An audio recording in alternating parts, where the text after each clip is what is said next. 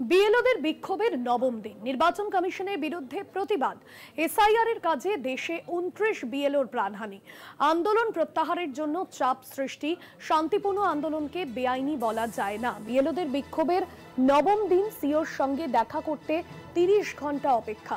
13 জন প্রতিনিধিকে অপেক্ষা করতে হয়েছিল। শুভেন্দু অধিকারীকে 30 সেকেন্ডও অপেক্ষা করতে হয়নি। এসআইআর এর কাজে দেশে 29 জন বিএলওর প্রাণহানির ঘটনা। 4 ডিসেম্বর বিএলওদের জমায়েতে সমাজের সর্বস্তরের মানুষকে আহ্বান জানিয়েছেন। মৃত বিএলওদের পরিবারের সদস্যদেরও আমন্ত্রণ। কি বলেছেন তারা, শোনাবো।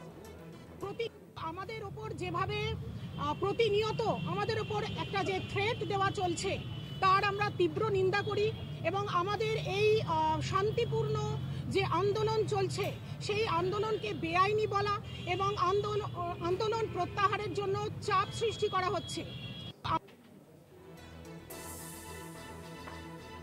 সত্যসুন্দর ভট্টাচার্য রয়েছেন প্রতিনিধি ফোন লাইনে। সত্যসুন্দর, বিএলওদের এই বিক্ষোভ এবং আজকে তারা ঠিক কি সুস্পষ্ট বার্তা দিলেন? 4 ডিসেম্বর বিএলওদের জমায়েত রয়েছে।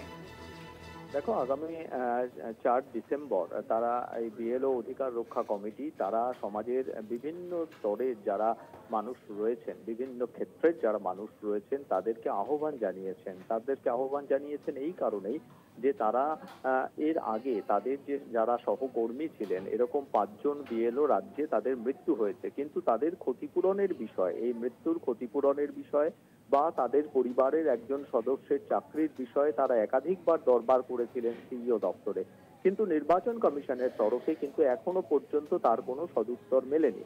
ফলে তা এছাড়াও বিএলওদের ওপর যে চাপ, কাজের ওপর যে চাপ সৃষ্টি হচ্ছে, সেটা কিন্তু এখনো পর্যন্ত একই রকম ভাবে চলছে। এই সমস্ত দাবিকে সামনে রেখেই তারা আগামী 4 তারিখ একটি জমায়েতের ডাক দিয়েছেন, বড় জমায়েত, এবং সেখান থেকে তারা সিইও দপ্তর অভিযান করবেন, এমনটাই তাদের নির্দিষ্ট কর্মসূচি রয়েছে। এবং সেই কর্মসূচিতে তারা সিইওকে একটি ডেপুটেশন জমা দেবেন এবং তাদের যে দাবি রয়েছে, তারা দাবি জানাচ্ছেন যে অবিলম্বে এই যে সহকর্মীদের তারা হারিয়েছেন, তাদের পরিবারের যারা সদস্য রয়েছেন, তাদের ক্ষতিপূরণ বা তাদের চাকরির দাবি, এই দাবিতে কিন্তু তারা অনড় রয়েছেন। ফলে নির্বাচন কমিশনকে কিন্তু এই মৃত্যুর দায় এবং দায়িত্ব দুটোই নিতে হবে, সেই দাবিকে সামনে রেখেই তারা জমায়েতের ডাক দিয়েছেন এবং সেই সঙ্গে তাদের উপর যে চাপ তৈরি হচ্ছে, সেই বিষয়টায় নির্বাচন কমিশনের কি পদক্ষেপ, তারও কিন্তু দাবি রয়েছে তাদের এই কর্মসূচিতে। একদমই ধন্যবাদ জানাবো।